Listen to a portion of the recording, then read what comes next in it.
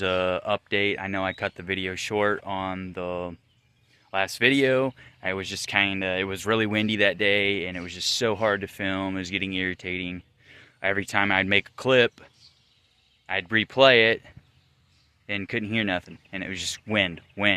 So today's calm. It just got done raining out here, so I've got the rye wire plate, but we're running into a little bit of an issue. But before we get to that, I want to show you what I got done. So come in here. I got the blower remote back in.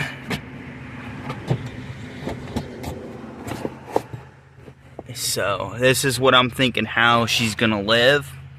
I've got this rib nut set from AutoZone. It worked great. I recommend it if you're not gonna be doing a whole bunch of them. It's really easy to use. Literally drop it in.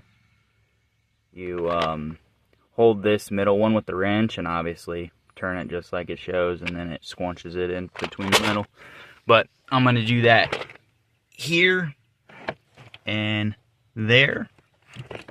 And underneath the kick panel is the P28. I was thinking to try and reroute this loom under, but I don't want to fatigue or stress anything. I still have to cut this boot off. That was where I was thinking to do the rye wire plate, but unfortunately, having a bit of difficulty because the plate's supposed to go on the outside. It's supposed to be a beauty ring.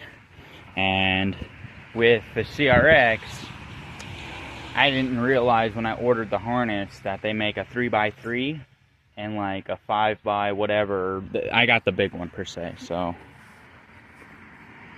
this is it. But as we see here, it's a bit of a big gap on both sides, and even down at the bottom. It looks better on camera than it does on person for once in life, but seriously, like, there's a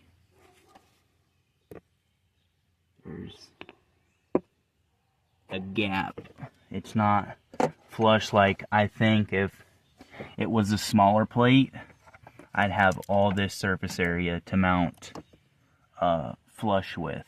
So I might call them, or I was thinking about doing a more hidden tuck and just painting over this rubber grommet when we do the engine bay, and sneaky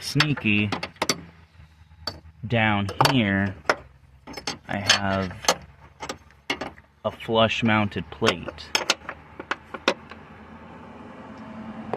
So right there is, you can see this corner where my pinky is flush. Down at the bottom, when I move it over, is somewhat flush. So it's just a better look. And then, like, obviously this engine's getting pulled, but you're not going to see the harness, and that's the whole idea of the wire tuck. So I went ahead and finished this up last night. I didn't film anything. It was a little dark and a little more tedious. I still have to finish wiring up the horn wires, and I think the fan, or no, I did the fan. The fan is here. I just need to loom it. So the fan is done. That needs to be loomed. These lights need to be finished. But I went ahead and drilled out the bumper screws that were stripped out, so I need to drill the rest of it out. But I'll worry about doing that once I get the intercooler and get the engine pulled. But in the meantime, yeah, so I think I'm going to go ahead and do this down below.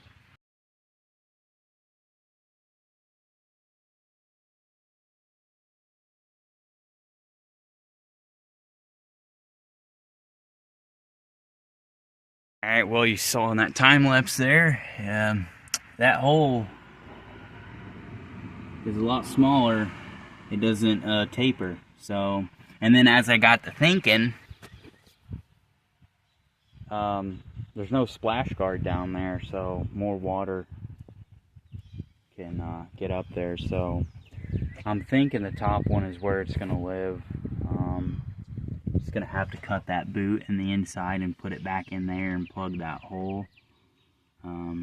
If not, I need to grind and cut, and it's not the most beautifulest day out today, and I'm, like I said, I'm kind of pressed for time, just trying to get something done, but I don't want to rush through things. But it did look good up here, so I'm gonna go ahead and make a little time lapse, and I think I'm just gonna install it here. And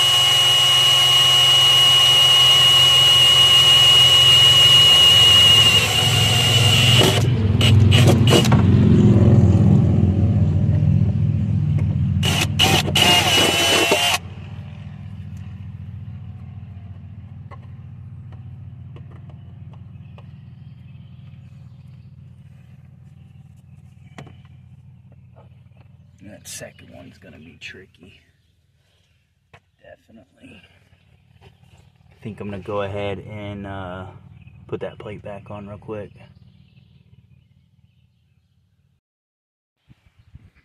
Alright, honestly I think that's just how it's gonna live for now until I pull the motor and I can work the firewall, because you can see, look how much space is in the back between there.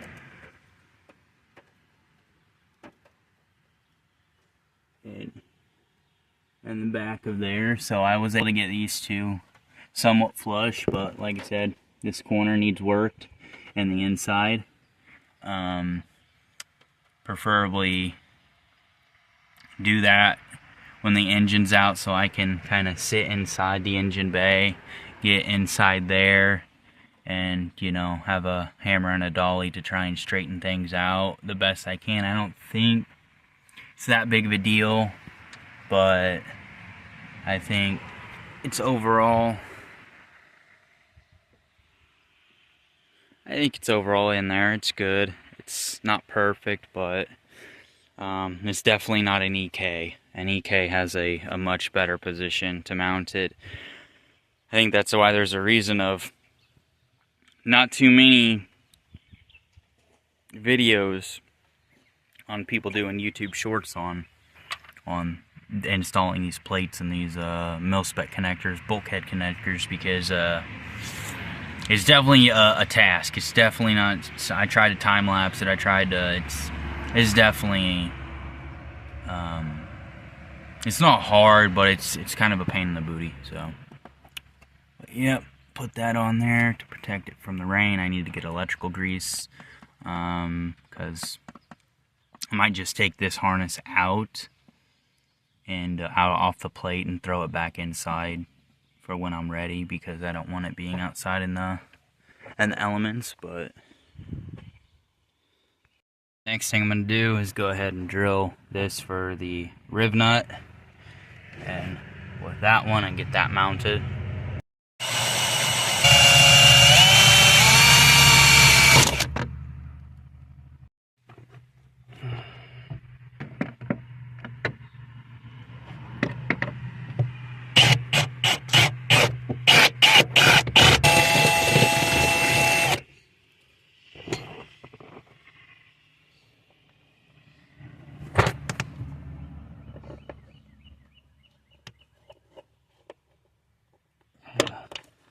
Squinch it in there, just like that. And then you take your tool, as I mentioned before, just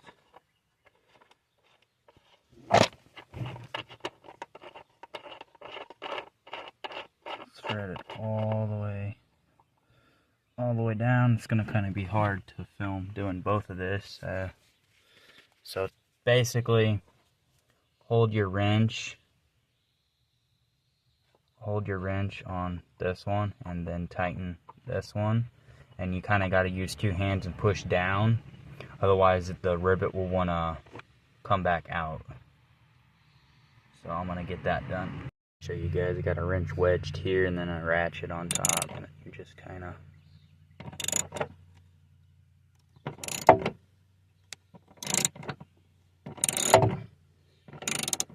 method, but they sell this Dorman kit at AutoZone.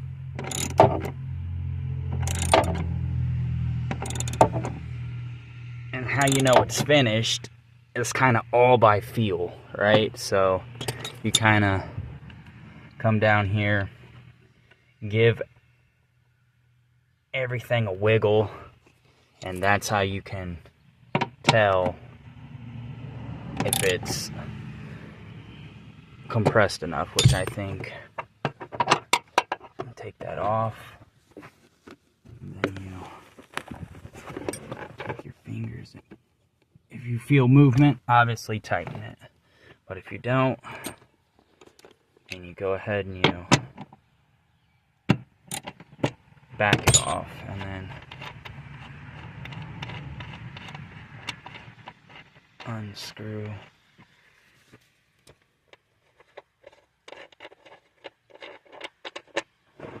And voila, there you have it. So this kit is like $20 some at AutoZone. I wanted to buy the gun and the Harbor Freight one, but this seems to just do the job perfect. And you can get in tight spaces with it, unlike the gun where you're, so I think both are handy. Got that bolt in. Now we need to do the top one. So I'll get back with you guys when I'm done with the top one. We got it mounted nice and neat. And if we need to open up to check fuses or anything, everything is right there. Need to redo the battery, charge harness and ground leads and all that stuff. It's either gonna go, I'm thinking, backing around and following the brake lines to the back somewhere, or I know they make a kit that can go under the front bumper here. I'm a little leery about that because if it needs jump started or something, then you're gonna have to alligator clip onto the starter and then onto the chassis for ground, and typically that's really not good for it's not good for the starter when you do that. Not to say that I'm going to need a jump, but if you do, you can cook a starter. By doing that, you're just putting too much volts to it through a jump pack. It'll take a while for it to go bad, but I'd rather, you know, have a traditional place to put a battery. So it's either going to go, like I said, from there. I feel more comfortable with it being in the back hatch somewhere. So I would like to also get rid of the brake booster. I would like to do the wire tuck for the driver's side, but like I said, that'll be in a later video, and I'll probably just do a time lapse, or I'm trying to structure videos for there to be, like, I don't know, watchable. But it's just, I don't know. I haven't made a video in years, so, and sometimes you make a video, it gets 10, 20,000 views, and then sometimes you make a video and it gets 50. So I'm trying to not, I don't want to sound lazy, but I don't want to put a whole lot of effort into something that it's not going to get no attention. So I'm just kind of watering things down a little bit, and I'm using my phone. I don't have the G7X at the moment, it's at the house, and I don't have the tripod. I don't have a lot of stuff I used to have. But that's going to be it for today. If you like this video, subscribe. Stay tuned for more for the CRX giveaway updates. And yeah, so that's going to be it for today. So I hope you guys have a good weekend or a good day, and God bless.